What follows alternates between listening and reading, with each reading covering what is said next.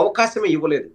I think ఈ shut అంటే మామూలుగా మూసేశాడు. అంటే కంప్లీట్‌గా నేను సంక్షేమమే చేస్తాను. సేమ్ చంద్రబాబు కూడా అంతే కదా!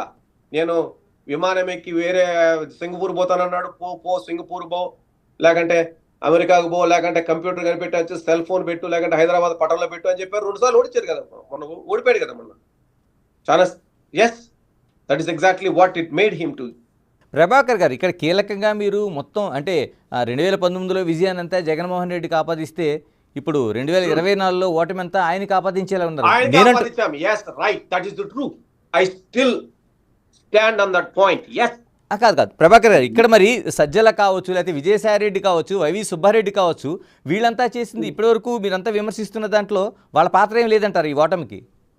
నేను దాన్ని చెప్పదలుచుకోలేదు. ఎందుకంటే నేను దీని గురించి చాలా సార్లు వీడియోలు వేశాను. ఒకటండి, ఎవరైనా కానీ వాళ్ళు చెప్పారో లేదో నాకు తెలియదు, కానీ వాళ్ళ వంతు పాత్ర అంతులో ఉంది. వాళ్ళు ఏం చేశారనేది నాకు డీటెయిల్స్ చెప్పమంటే నేను చెప్తాను. కానీ I don't want to go into post mortem detail. ఎందుకంటే నాకు ఒక ఆధారాలు కొన్ని ఉన్నాయి. అంటే మిగిలిన నేను డిస్కస్ చేయదలుచుకోలేదు. బట్ అల్టిమేట్లీ జగన్మోహన్ రెడ్డి, నేను ఎప్పుడు జగన్మోహన్ రెడ్డికి ఆపాదించినప్పుడు జగన్మోహన్ రెడ్డికే ఆపాదిస్తాం మళ్ళీ, అంతేగాని ఇంకెవరికైనా ఎందుకు పెడతామండి?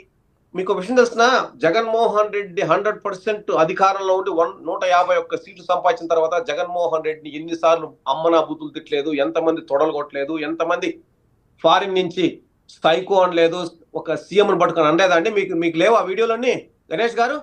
లేవా? ఎస్. ఇప్పుడు నేను ఒక్కనే కనిపిస్తున్నానా? నేను ఎందుకోసం అన్నాను? అదిగో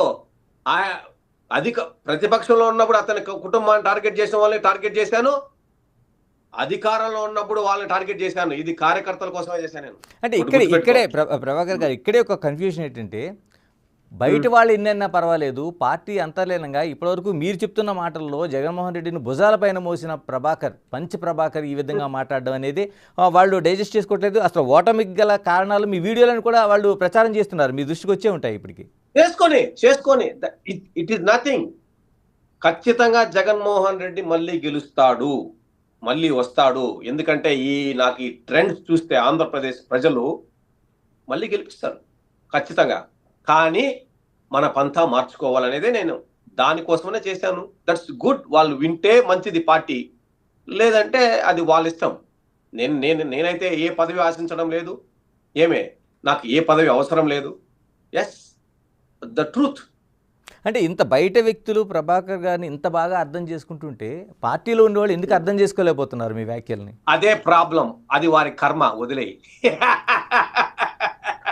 ఇంకోటి ఇక్కడ ప్రభాకర్ గారు కీలకంగా ఏంటంటే, చంద్రబాబు నాయుడు నుంచి నేర్చుకోవాల్సింది ఏముంది? చంద్రబాబు నాయుడు నుంచి నేర్చుకోవాల్సింది చాలా ఉందని మీరు చెప్పారు. అంటే ఒకటి చంద్రబాబు నాయుడు దగ్గర నుంచి మనం నేర్చుకోకూడని కొన్ని ఉన్నాయి. ఏ ఎండక గొడుగు పట్టడము, అవన్నీ వేరు పక్కన పెడితే, రాజకీయం అంటే కార్యకర్త ఈ రోజు కూడా పార్టీ అండి. ఈ రోజు కూడా పార్టీలో తెలుగుదేశం పార్టీలో ఫండింగ్ కానీ, లేదంటే కమ్మ సామాజిక వర్గం వాళ్ళు తనతో ఎప్పటికీ ఉన్నారు. వాళ్ళు 1% 2%. దాని తర్వాత కార్యకర్తలు, సామాజిక వర్గాలకు అతీతంగా కార్యకర్తల్ని ఎప్పుడు ఏమి జరిగినా పోయి పరామర్శిస్తాడు, విన్నాడు, వాళ్ళకి చెప్పాడు. సామాజిక వర్గాలకు అతీతంగా అని చెప్తున్నాను నేను ఇప్పుడే. ఓకే, అది మనం నేర్చుకోవాలి. అది ఇంపార్టెంట్.